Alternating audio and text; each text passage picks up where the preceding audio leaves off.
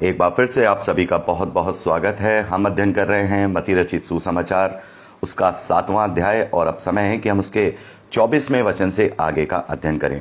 मेरे प्यारे भाई बहनों, यहाँ पर हम देखते हैं इसी बात की कंटिन्यूटी में प्रभु यीशु मसीह यहाँ पर एक बुद्धिमान और एक मूर्ख मनुष्य का एक दृष्टांत देते हैं जिन्होंने अपना घर बनाया है। मेरे प्यारे भाई बहनों, आज हम जब अपनी बाइबल को पढ़ते हैं तो यहाँ पर हम हर एक वचन का एक नंबर देखते हैं और शीर्षक भी बहुत सारी बाइबल में अलग अलग हैं। तो जब सुसमाचार लिखे गए थे तो इनमें कोई शीर्षक नहीं थे, इनमें कोई नंबर नहीं थे, सीधा सीधा लिखा हुआ था और कंटिन्यूटी में वो चीज़ की जा रही थी। लेकिन आज हम लोगों की कन्वीनियंस के हिसाब से कि हम अच्छे से बाइबल को पढ़ पाएँ, रेफरेंसेस ढूंढ पाएँ, इन्हें अध्यायों में बदला गया और उसके बाद अलग अलग वर्ष में, ताकि हम किसी भी वर्ष को एकदम से वहाँ रेफरेंस दे सकें, भाई यहाँ ये लिखा है, और हम उसे आसानी से खोल सकें। तो यहाँ जो प्रभु बात कर रहे हैं ना, ये जैसा पेड़ वैसा फल, शुरुआत में हमने देखा 15वें वचन से, ये इसी की कंटिन्यूटी में बात कर रहे हैं। जो झूठे भविष्यद्वक्ता हैं वो बालू पर घर बनाने वाले ऐसे राजमिस्त्री के समान हैं जो एक विश्वासी के आत्मिक जीवन को एक कमजोर नींव देते हैं। इस बात को हम अभी आगे पढ़ेंगे। कुरिन्थियों की पत्री में पौलुस ने इस बात को कही है कि एक बुद्धिमान राजमिस्त्री की तरह एक मजबूत नींव हमने डाल दी है। तो यहां पर हम क्या देखते हैं कि हम क्या कर रहे हैं, हम ऐसे लोगों को जो कि भेड़ के भेष में भेड़िए हैं उनको फॉलो करते हैं, प्रभु यीशु मसीह को फॉलो नहीं करते हैं। तो हम अपने विश्वास की नींव एक बालू पर बना रहे हैं। प्रभु क्या कह रहे हैं कि जो बुद्धिमान होता है वो अपना चट्टान पर घर बनाता है। पानी बरसा, तूफान आई, बाढ़ें आई, आंधियां आई और उस घर से टकराई, फिर भी वह नहीं गिरा क्योंकि उसकी नींव चट्टान पर डाली गई थी। ठीक है। और जो कोई मेरी बातें सुनता है और उन पर नहीं चलता, वो उस निर्बुद्धि मनुष्य के समान ठहरेगा जिसने अपना घर बालू अर्थात रेत पे बनाया है। कि आंधियां चली, बारिश आई, बाढ़ें आई और घर से टकराई और वह घर गिरकर सत्यानाश हो चुका। मेरे प्यारे भाई बहनों, हमें देखना होगा कि हम कौन से विश्वास की चट्टान पर अपने घर को बना रहे हैं। प्रभु यीशु मसीह ने कहा, मैं वो चट्टान हूं, जिस पर गिरेगा वो उसको पीस डालेगी और जो उस पर गिरेगा वो जो है चकनाचूर हो जाएगा। प्रभु यीशु मसीह एक ऐसे विश्वास की चट्टान है जिस पर हमें उस विश्वास की चट्टान पर अपने विश्वास को चट्टान रूपी करना होता है। और ये परमेश्वर का वचन हमें प्रबल करता है।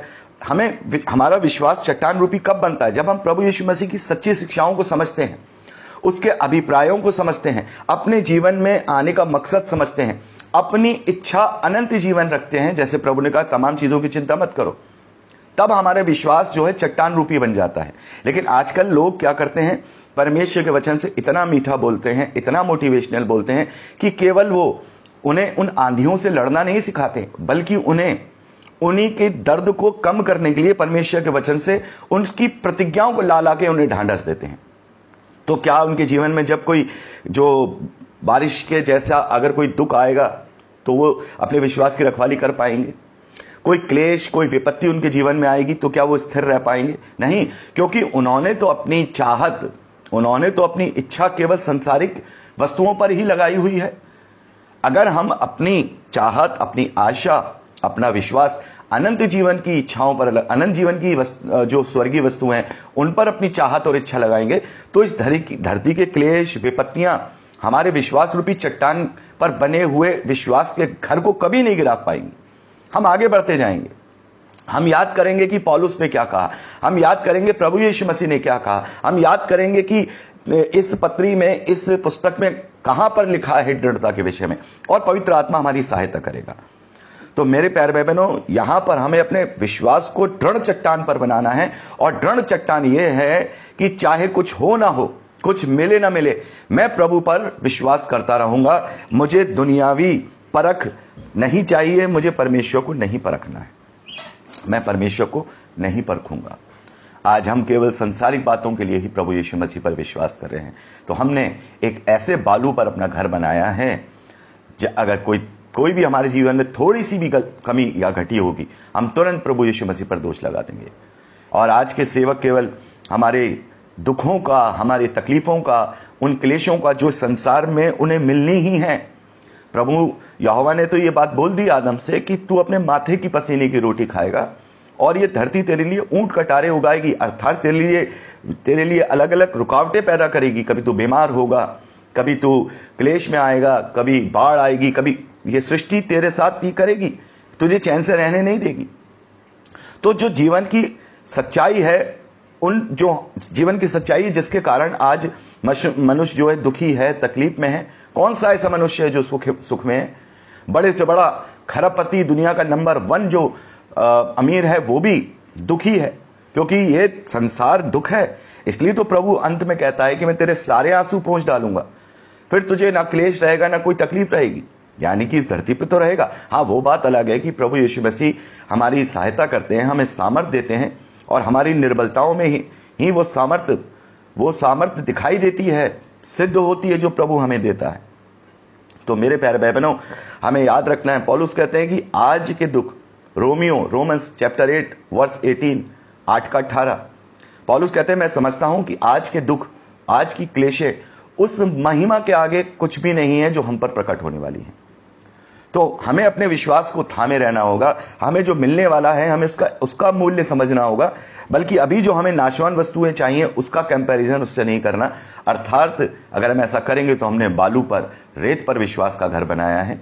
यदि हम हर एक चीज से लड़ने के लिए परमेश्वर की सामर्थ को ग्रहण करके उन्हें हराने के लिए तैयार हैं, तो हमने अपने विश्वास को चट्टान रूपी विश्वास की नींव पर पक्का घर बनाया है। ठीक है, आगे हम देखते हैं 28वें वचन में, जब ये बातें प्रभु यीशु मसीह कह चुका तो भीड़ उसके उपदेश से बहुत चकित हुई, क्योंकि वह उनके शास्त्रियों के समान नहीं परंतु अधिकारी के समान उन्हें उपदेश देता था। प्रभु यीशु मसीह ने एक अधिकार के साथ उपदेश दिया है कि नहीं, ये सत्य है, क्योंकि वो मार्ग, सत्य और जीवन प्रभु यीशु मसीह है, उसे ही अधिकार दिया गया है।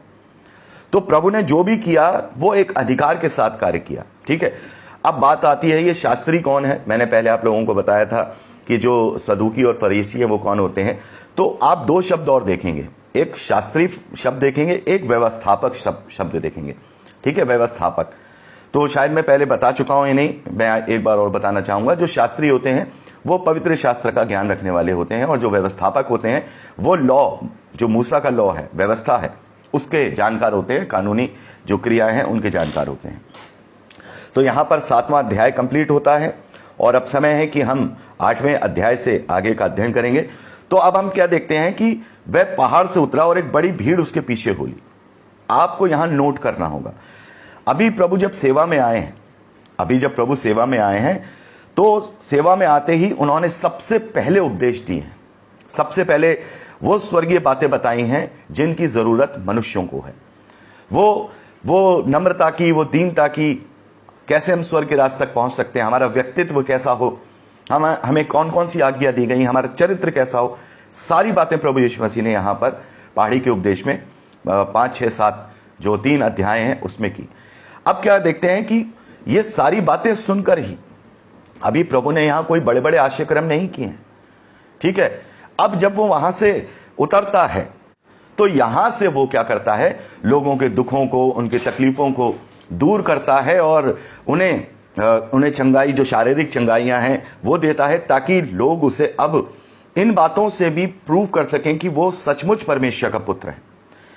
तो यहां हम क्या देखते हैं कि वो एक कोढ़ी के पास आया, आकर एक कोढ़ी उसके पास आया और प्रणाम किया और कहा, हे प्रभु, यदि तू चाहे तो तू मुझे शुद्ध कर सकता है। यीशु ने हाथ बढ़ाकर उसे छुआ और कहा, मैं चाहता हूं, तू शुद्ध हो जा। और वह तुरंत कोढ़ से शुद्ध हो गया। और यीशु ने उससे कहा, देख, किसी से न कहना। देखिए, ये बहुत बड़ी बात है, प्रभु कह रहे किसी से मत कहना, पर जाकर अपने आप को याजक को दिखा और जो चढ़ावा मूसा ने ठहराया है उसे चढ़ा, ताकि लोगों के लिए गवाही हो सके। तो यहां पर हम एक पैटर्न देख रहे हैं कि प्रभु ने पहले शिक्षाएं दी हैं, उसके बाद प्रार्थनाओं के जवाब दिए हैं, है ना। क्या उसने कहा, यदि तू चाहे तो मुझे ठीक कर सकता है। प्रभु ने कहा, मैं चाहता हूं कि तू ठीक हो जा। तो पहली चाहत प्रार्थना के रूप में और दूसरी चाहत प्रभु यीशु मसीह की इच्छा के रूप में वो हमारे जीवन में फलती है। लेकिन हम क्या करते हैं, हम शिक्षाओं को पहले लोगों के बीच में नहीं बांटते हैं, वरन यीशु के चमत्कारों को पहले बीच में बांट देते हैं कि तुम यीशु को ग्रहण करो, तुम्हारी बीमारी दूर हो जाएगी, तुम यीशु को ग्रहण करो, तुम्हारे घर में ये हो जाएगा, तुम यीशु को ग्रहण करो, तुम्हारे जीवन में बड़े अच्छे अच्छे काम होंगे।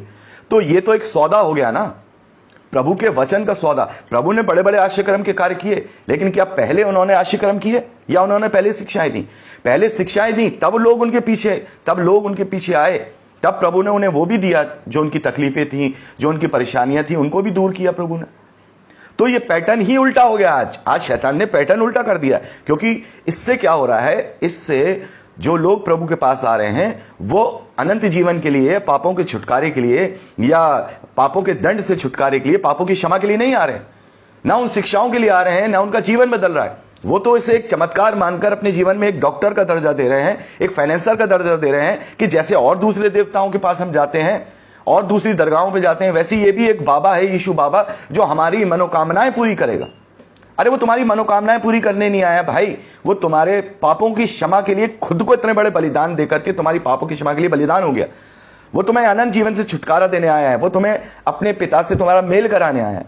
इसलिए तो प्रभु कहते हैं कि पहले उसकी इच्छा करो ना, ये तुम्हें ऑटोमेटिकली तुम्हारे साथ ऐड हो जाएंगी, इनकी चिंता क्यों कर रहे हो? लेकिन आज हम सही मायने में प्रचार भी वैसा ही कर रहे हैं और चिंता भी इन्हीं चीजों की कर रहे हैं। तो फिर कैसे हम प्रभु के पास पहुंचेंगे? तभी तो कहते हैं कि पहचान लो इन्हें जो भेड़ के रूप में भेड़िए हैं, जो तुम्हारे विश्वास के घर को एक बालू के ऊपर बना रहे हैं। तो ऐसी ओर जाइए, ऐसी ओर दौड़िए, प्रभु के वचन की ओर दौड़िए जो हमारे विश्वास को चट्टान रूपी बना दे। तो यहां पर हम प्रभु की आज्ञा पालनता पर अपना ज्यादा ध्यान दें। हमारे जीवन में आश्चर्यक्रम हुआ या नहीं हुआ, इसकी ओर ज्यादा ध्यान ना दें, क्योंकि प्रभु की इच्छा होगी। क्योंकि प्रभु यहां क्या कह रहे हैं, हाँ मैं चाहता हूं। यदि परमेश्वर चाहेगा तो हमारे जीवन में होगा, और परमेश्वर ने इससे भी अच्छा कुछ सोचा होगा तो हमारे जीवन में नहीं होगा। यह हमारा विश्वास होना चाहिए कि प्रभु ने जो चाहत रखी है वो ही हमारे लिए अच्छी है। अब यहां बात आती है कि प्रभु यहां कह रहे हैं कि भाई किसी से ना कहना। यहां पे 3 बातें हैं मेरे प्यारे बहनों, यहां 3 बातें हमें सीखनी है। पहली चीज तो प्रभु यहां ये इसलिए कह रहे हैं ताकि वो भविष्यवाणी पूरी हो जो यशायाह भविष्यद्वक्ता ने अपने 42वें अध्याय पहले वचन से लेकर 4 वचन तक की है। आइजिया चैप्टर 42 वर्स 1 to 4, और उसका रेफरेंस हम इसी मती रचित सुसमाचार में ही मती के द्वारा लिखा हुआ पाते हैं। जैसे कि मैंने आपको परिचय में बताया कि ये इसमें मती ने बहुत सारे पुराने नियम के वचनों को कोट किया है।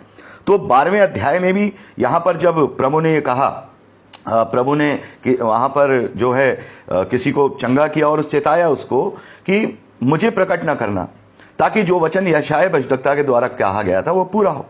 वो अपना धूम नहीं मचाएगा, यानी कि यहां पर प्रभु अभी अपनी धूम नहीं मचा रहे हैं। वो धीरे धीरे कर जैसे हमने 5वें अध्याय में पढ़ा कि ये ना समझो कि मैं व्यवस्था को या भविष्यद्वक्ताओं की पुस्तकों को लोप करने आया हूं। लोप नहीं, वो पूरा करने आया हूं।